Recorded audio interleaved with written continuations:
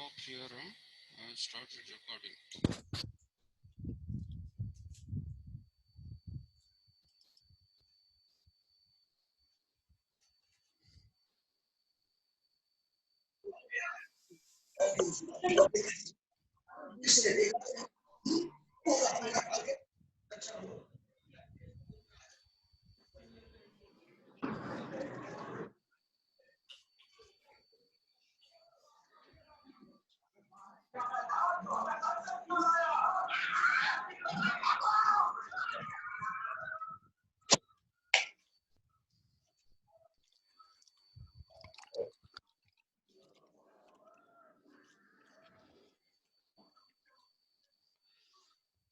Good afternoon. Can you hear me?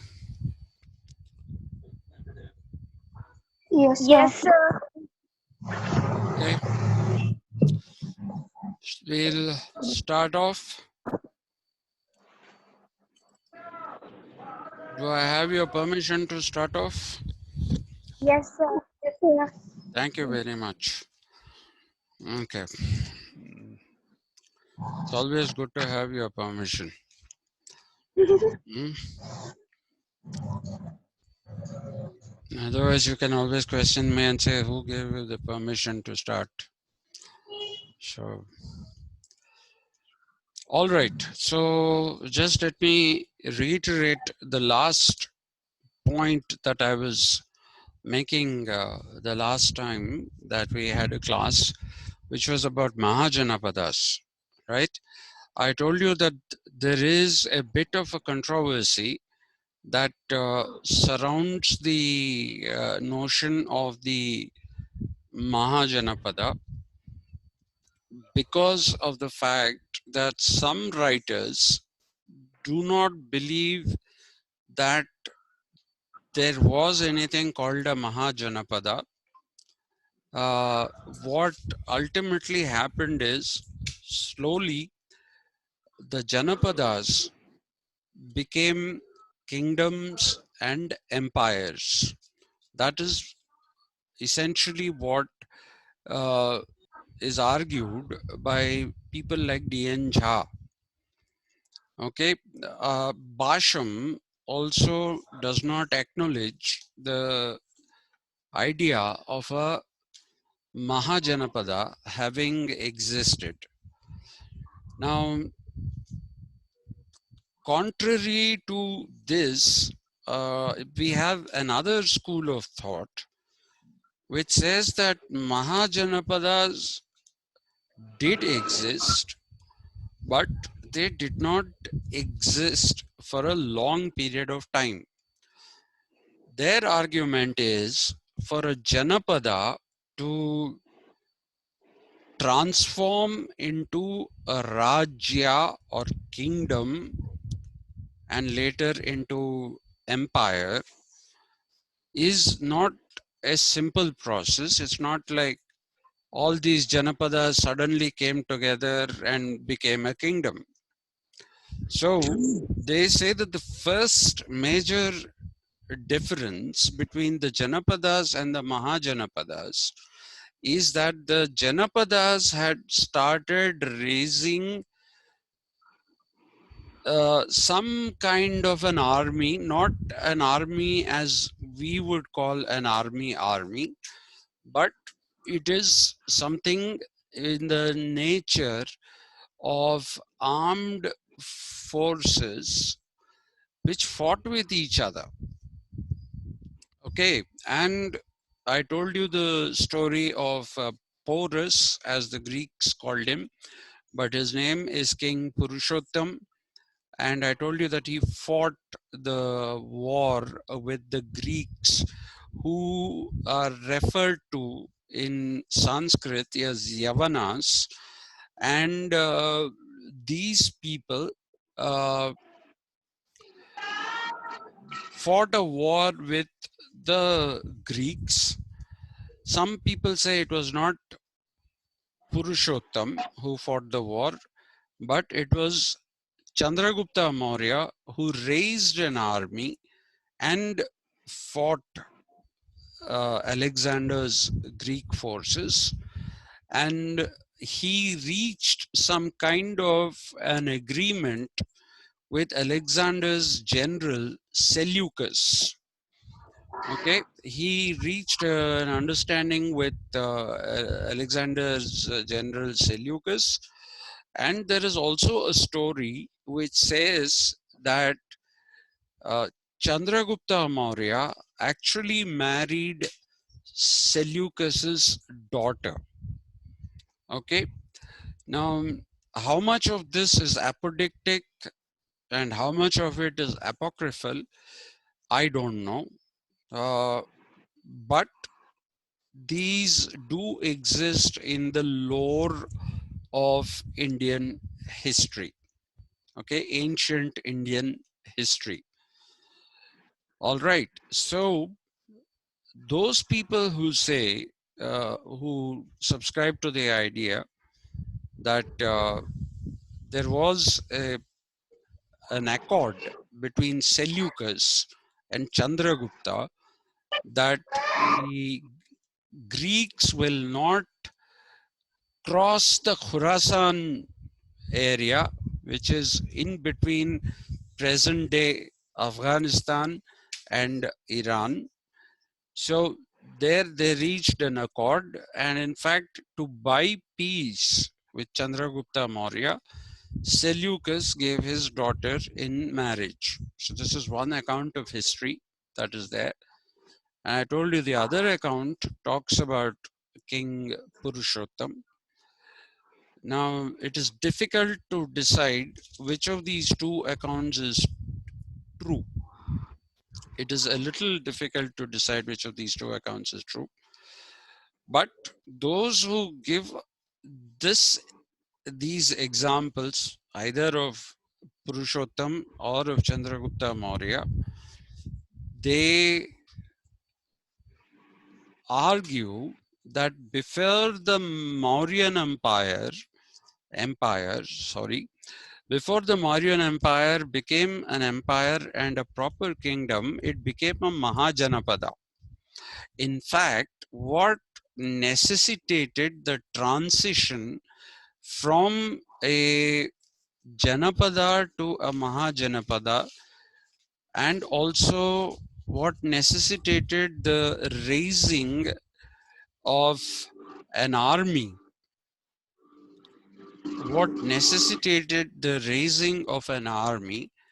is the fact that there was this, uh, there was this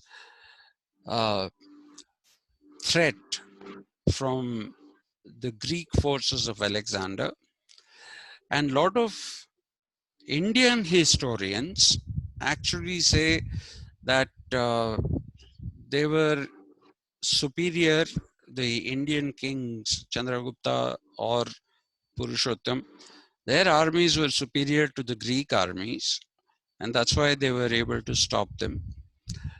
But other versions of history written by European historians, they talk about the fact that Alexander's forces were completely tired.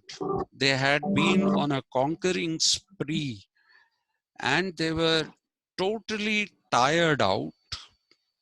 And therefore, despite the fact that the army of the Mahajanapada, or what became a Mahajanapada, not being particularly strong, they lost the war.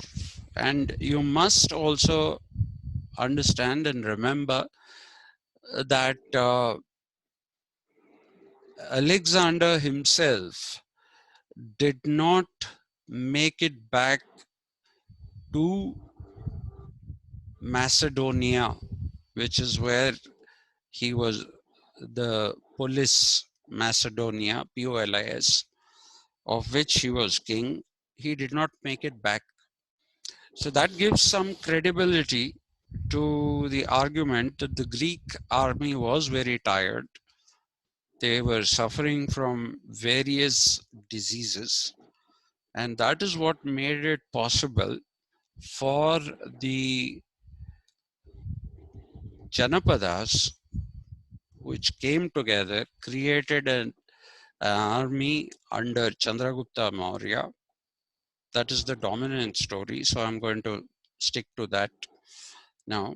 And because of the fact that Chandragupta Maurya was able to stop the Greeks from invading further into India, people owed their allegiance. So all the Janapadas came under the Mauryan umbrella and it became a Mahajanapada. Now, after it became a Mahajanapada, Chandragupta Maurya was elated by his victory over the Greek troops, and therefore he decided that the army was a very good thing to have, and he went to war with kingdoms which were to his east. Okay, till then he was going in the direction of West Asia to fight the Greeks. And since he had an accord with Seleucus and he married Seleucus's daughter, he turned his attention inward into the Indian side. And when he turned his attention into the Indian side, his armies advanced up to Varanasi. Okay, in those days it was called Varanasi. It was not called Banaras. Banaras is, corruption. It is Arabic and Persian, basically Persian corruption of Varanasi. Okay, because I don't know, a lot of North Indians and not just East Indians like Bengalis have a problem with the va sound. They say ba. Okay, so if you look at Bihar, it is actually Vihar. It was Bauddha Vihar because that was where, uh, you know, the Buddha wandered and he was teaching people, and Gaya was where he headquartered himself. And then he went to Varanasi and all that. So they were calling it Varanasi. It became Varanasi and then slowly became Banaras, thanks to the Islamic invasions. But otherwise, it is Varanasi, the actual town. And I think I told you this, it is the oldest continuing city in the world. It has been there for more than, some people say, 7,000 years. Now that is one, and under continuous occupation. By occupation, I mean people living there, not foreign forces coming and occupying it, but people living in Varanasi. Okay, so Chandragupta Maurya came up to Varanasi.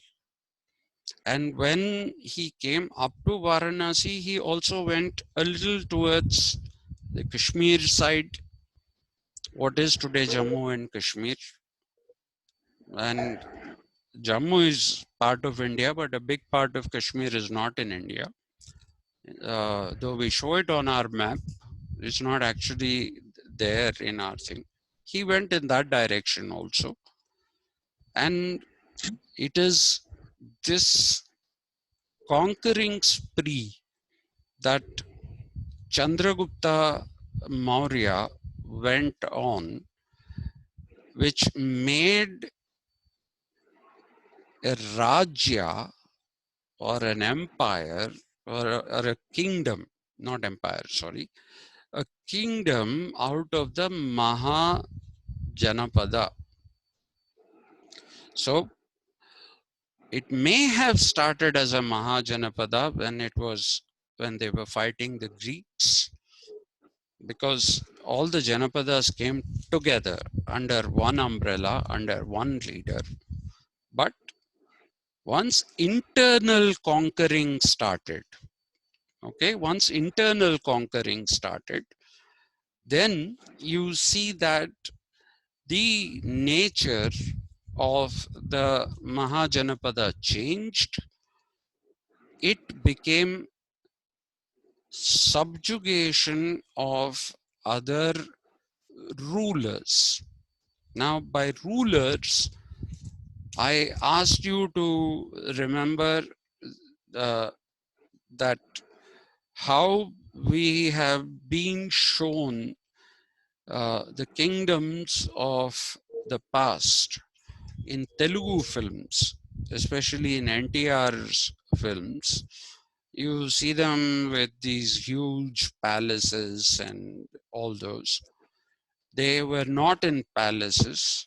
I would ask you, when you have the time, I'm sure you have a lot of time. I don't think you're hard pressed for time. Try to find on YouTube this serial, old serial that was there on Doordarshan. It was called Chanakya. Have a look at that, and also have a look at Bharat Ek Khoj by Shyam Benegal. Okay, he made a TV series which is based on Pandit Jawaharlal Nehru's discovery of India. Okay, it is based on that, but it is not entirely only what Nehru wrote. He went beyond that also. So it is an amazing serial. You should look for episodes which have the story of Kannagi, Kannagi, Kannagi, and also look for stories of Chandragupta Maurya. You will see that they live in very humble dwellings, no golden crowns, nothing. They wore turbans. Only thing I told you, the turbans were a little different. They were a little different in the sense that they wore a differently colored turban to show somebody as a chieftain, and they carried a staff with a lion emblazoned on the top of it. Okay, that was the only thing. Otherwise, they lived in a dwelling which was like everybody else's dwelling. They did not have slaves. Slaves came into India with the Muslim rulers. Before that, there were no slaves in India. There were absolutely no slaves in India. And even after Chandragupta Maurya went on a conquering spree, and when he expanded the boundaries of the Mauryan kingdom and made it into an empire, at that particular time also, you will see that this grandeur had not set in yet. Okay, this whole thing of trying to be grand.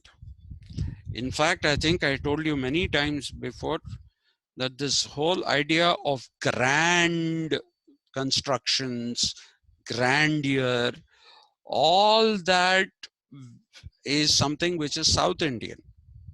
Okay, and it is mainly the Cholas, the Chalukyas, and the Shatavahanas. Okay, these were the people who believed in grandeur. I told you that the Meenakshi temple in Madurai is so big that it can house 5 Vatican cities in it. Okay, so that kind of grandeur you don't see in the north. Even the temples are very small. They're very, very small. And if you go to Haridwar, Rishikesh, which are all, supposed to be uh, great punya kshetras, as they are called, you find the temples are extremely small. They are not big at all. Even the Shiva temple in Ujjain and in Varanasi is very small, right? So this grand constructions is not a phenomenon that you associate with the northern part of the country. You associate that much later with the southern part of the country. Much later, much later. Remember that. Okay. Now, then we also find that there was one invasion into India by the Mongols. Okay, one of the tribes of the Mongols, Mongolia, you know that place, right? Mongolia is next to China, above us, okay, and it connects to Central Asia, to Tajikistan and those countries. Mongolia had marauders, Marauders, marauders, and these marauders used to plunder and loot.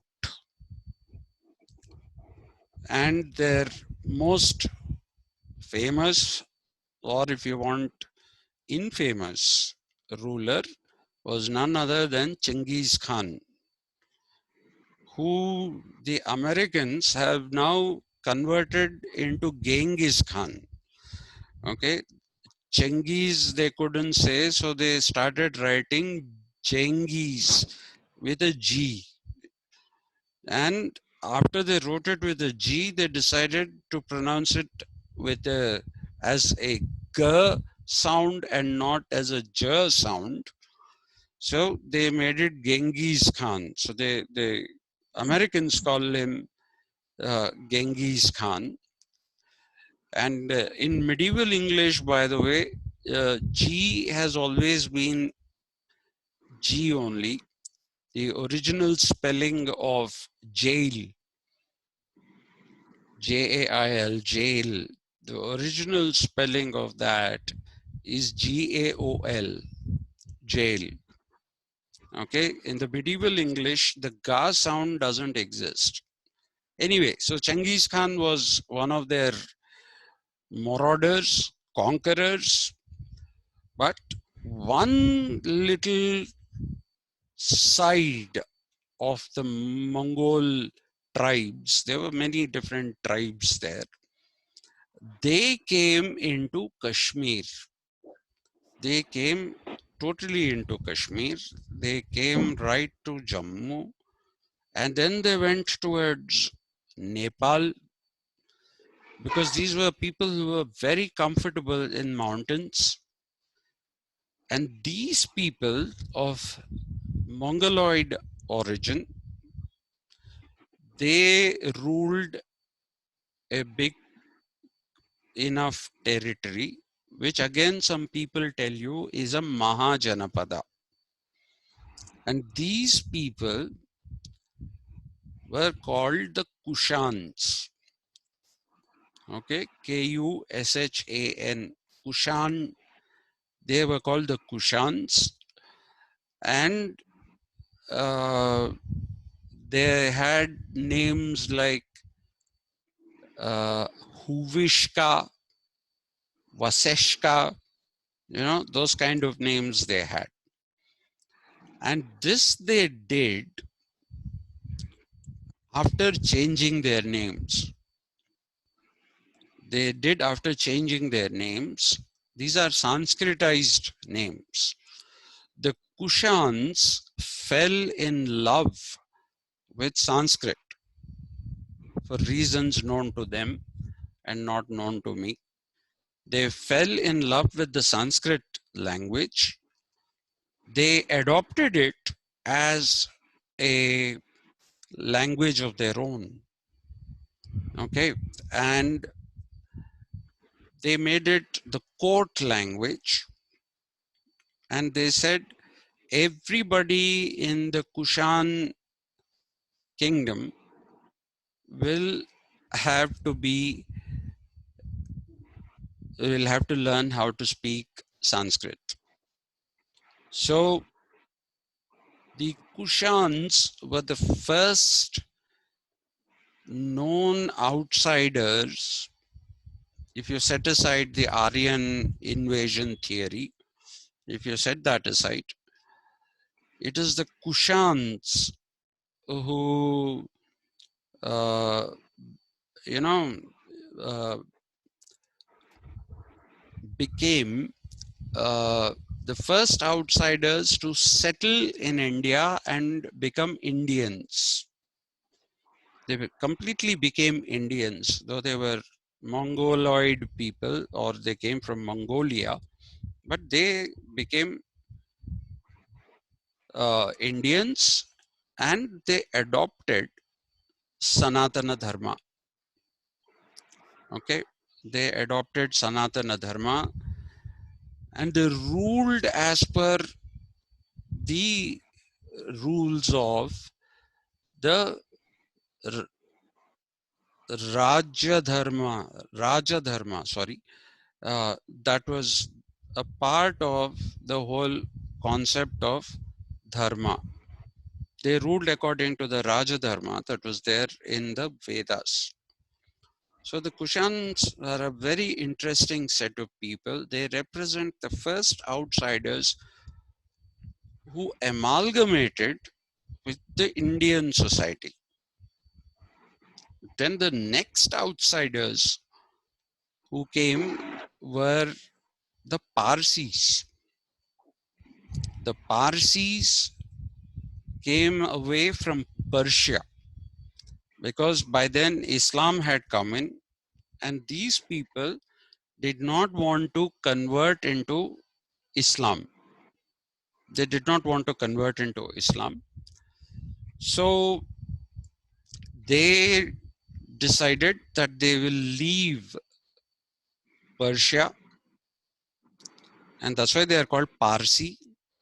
Actually, it is Farsi, not even Parsi, it is Farsi.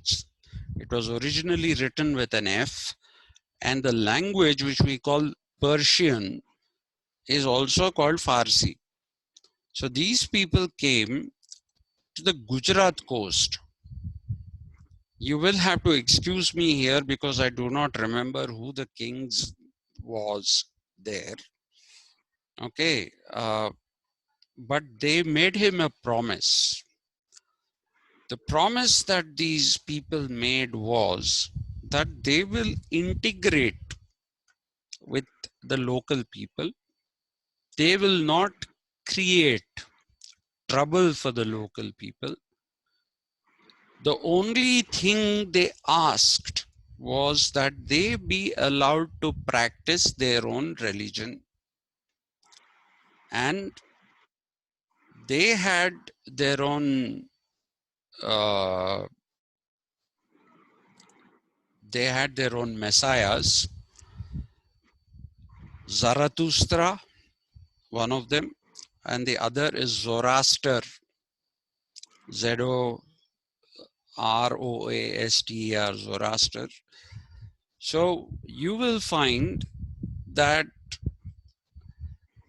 these people wanted to continue.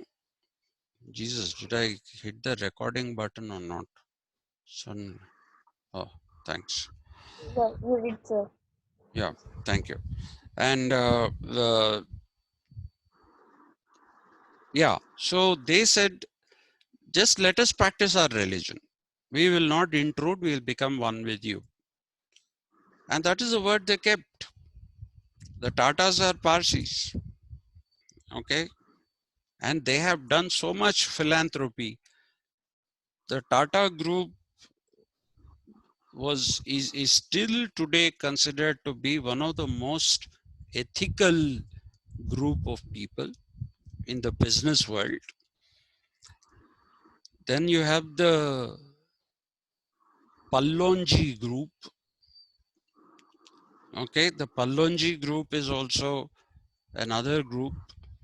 And if you look at their titles, they took the titles that came from whatever professions they followed. So you have names like Vakil. That means he was a lawyer of sorts. So Vakil is a Parsi surname. Then you have Daru Khana Wala, which means somebody who sold liquor at one time.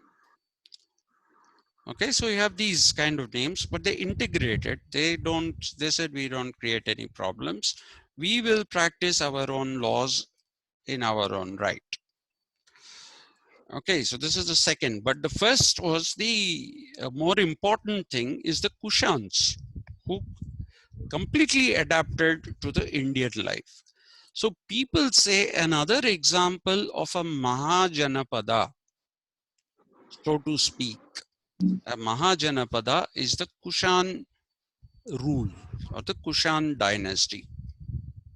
Okay, so they say that is also not really an empire, though somebody like R.C. Majumdar says it is a Kushan empire.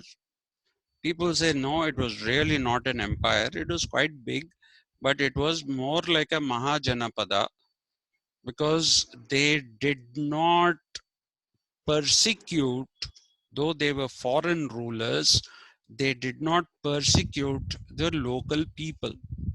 They respected the local people, they respected their traditions, and as I said, they adapted to that particular lifestyle, and they thought they civilized themselves by learning Sanskrit and understanding the Raja Dharma and other Dharma Shastras.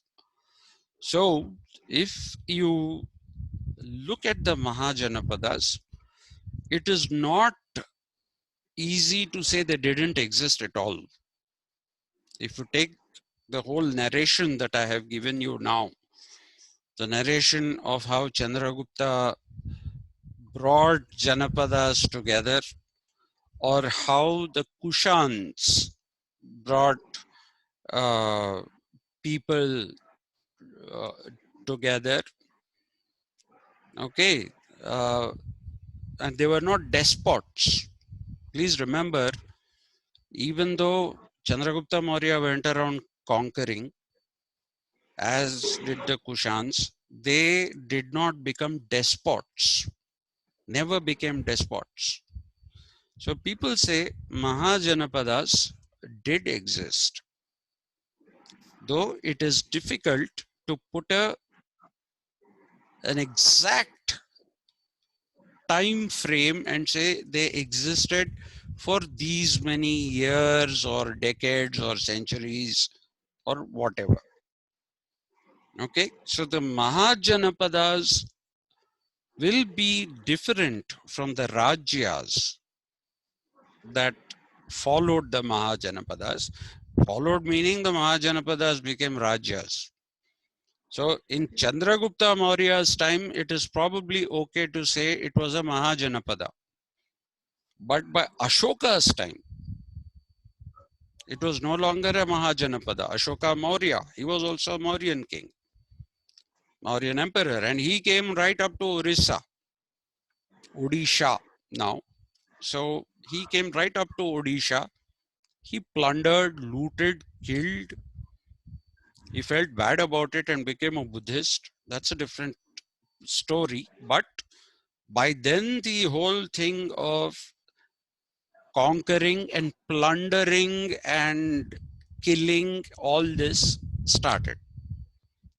Okay, so that is the transition we have to remember. We have to remember that the Mahajanapadas are in between a sandwich. The sandwich is, you have the Janapadas and on the top, and you have the Rajyas in the bottom. In between are the Mahajanapadas.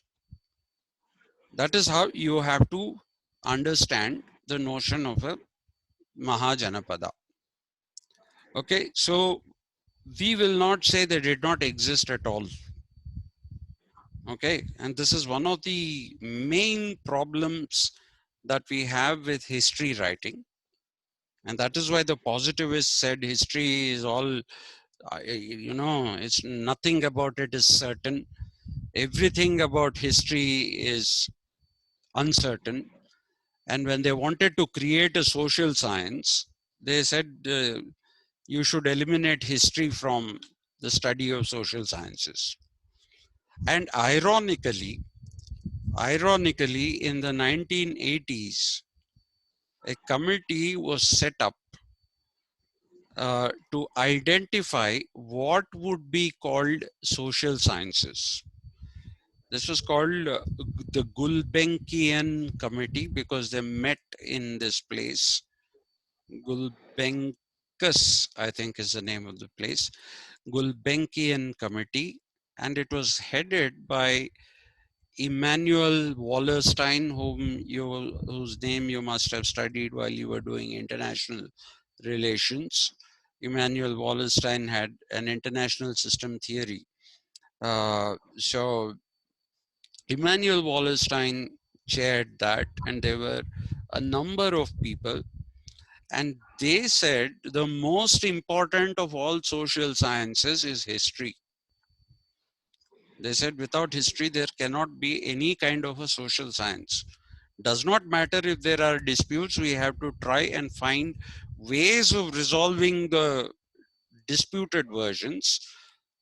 But to quote Wallerstein himself, he said, we, the committee, have decided that history is the mother of all social sciences, and just because there is uncertainty in it and there are different accounts, we cannot axe it. It is like saying that I have injured my arm a bit, so let me just cut off my arm.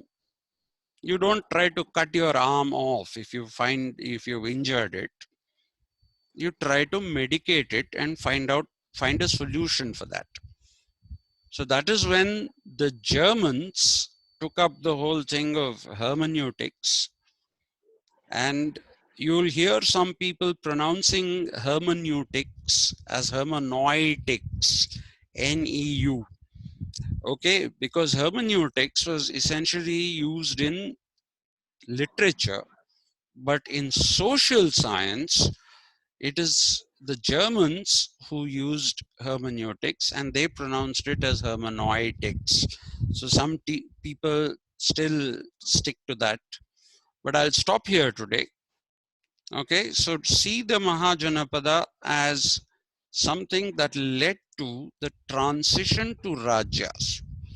In a way, you can say it is the growing greed for power among human beings, right? So thank you. I'll see you tomorrow. Yes, sir. Thank you. Bye, sir. I hope you are still alive, all of you, after my horrible session, terrible session. No, sir.